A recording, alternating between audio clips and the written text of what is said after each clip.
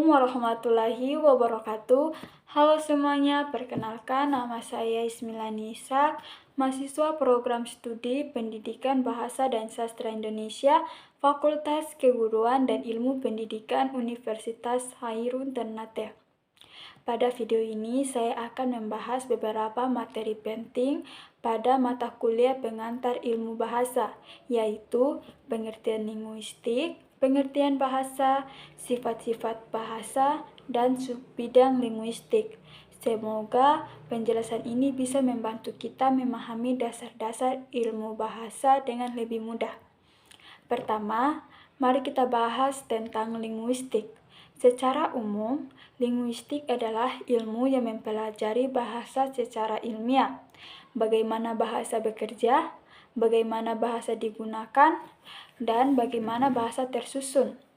Untuk memperjelas, ada beberapa pendapat para ahli, yaitu yang pertama, Ferdinand de Saussure mengatakan bahwa linguistik adalah ilmu yang mempelajari bahasa sebagai sistem tanda.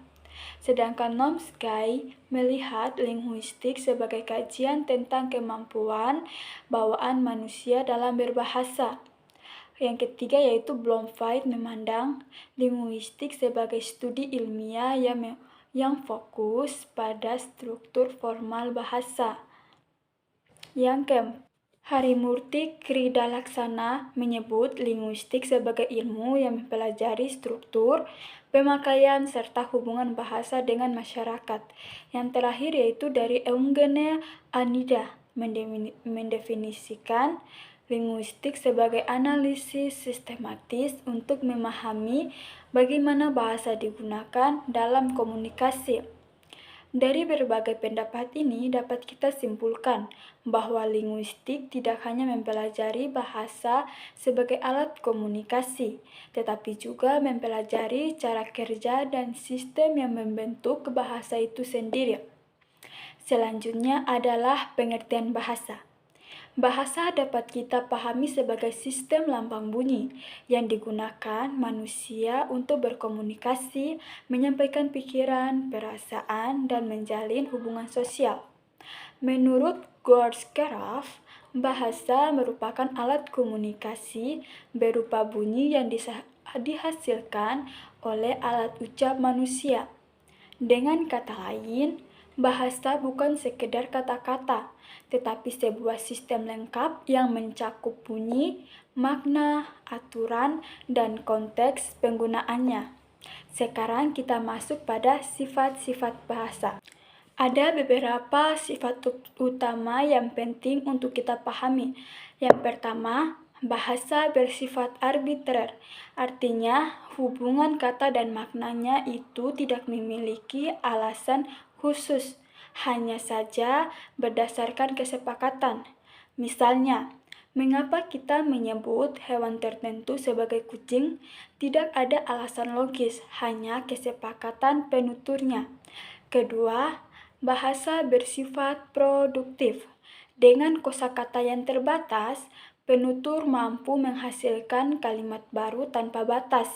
Contohnya, dari kata sekolah, kita bisa membuat berbagai kalimat yang berbeda, seperti saya pergi ke sekolah, sekolah itu besar sekali, dan seterusnya. Ketiga, bahasa bersifat dinamis. Bahasa selalu berubah mengikuti perkembangan zaman. Contohnya, kata selfie, online, scroll, atau DM sekarang umum digunakan, padahal dulu tidak dikenal. Keempat, bahasa bersifat sistematis. Bahasa memiliki pola aturan. Dalam bahasa Indonesia ada pola kalimat dasar seperti subjek, predikat, dan objek. Contohnya, dia membaca buku, di mana dia ini sebagai subjek, membaca ini sebagai predikat, dan buku ini sebagai objek. Kelima, bahasa bersifat sosial. Bahasa hanya bisa hidup jika digunakan oleh manusia dan masyarakat. Contohnya, bahasa Indonesia digunakan dalam dunia pendidikan, pemerintahan, hingga komunikasi sehari-hari. Terakhir, mari kita lihat subbidang utama dalam linguistik. Yang pertama yaitu fonetik.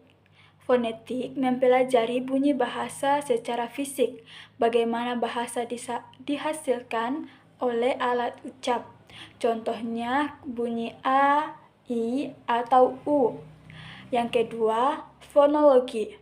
Fonologi mempelajari bunyi bahasa sebagai bagian dari sistem bahasa. Misalnya, perbedaan bunyi P dan B dapat membedakan makna kata padi dan badi. Yang ketiga, morfologi.